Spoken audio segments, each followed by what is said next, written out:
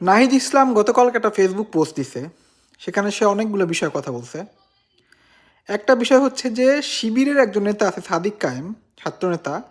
সে সব অনুষ্ঠানে যায় দাবি করতেছে যে শিবিরই নাকি ছিল প্রধান দল বা প্রধান সংগঠন যারা এটা করছে, এই গণঅভ্যুত্থান করছে।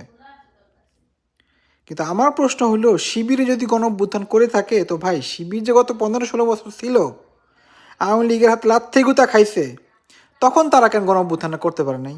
গণ অভ্যুত্থানের জন্য কেন এই নাহিদ আসিফ ওদেরকে ডিবি অফিসে যাওয়া লাগলো, ওদেরকে মাই খাওয়া লাগলো? নাহিদের আপনি ছবিটা দেখছেন যে ওই যে পায়ে লাল হয়ে গেছিল, তো ওদেরকে কেন এটা করা লাগলো ভাই? আপনারা কেন সামনে আসেন নাই?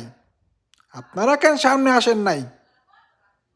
এটা হলো কথা এক নাম্বার। দ্বিতীয় হচ্ছে, জুলকার নাইন শাহের নামে একজন সাংবাদিক আছে, তার কাজই হলো প্রথম থেকে নাহিদ গো আসিফ গোদের একটা প্রতিপক্ষ দাঁড় করানো।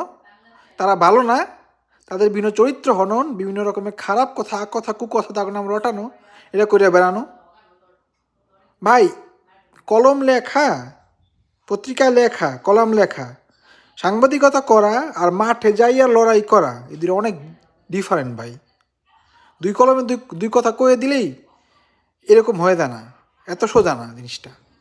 ওরা যে পরিমাণে আত্মত্যাগ করছে, ওরা যে পরিমাণে ঝুঁকি নিচ্ছে, তাই 1% আপনারা বা আপনার মতো কোনো সাংবাদিক নেয় নাই।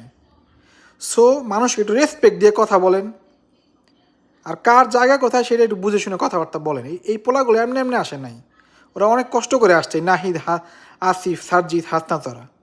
তো মানুষকে একটু সম্মান দেন ভাই।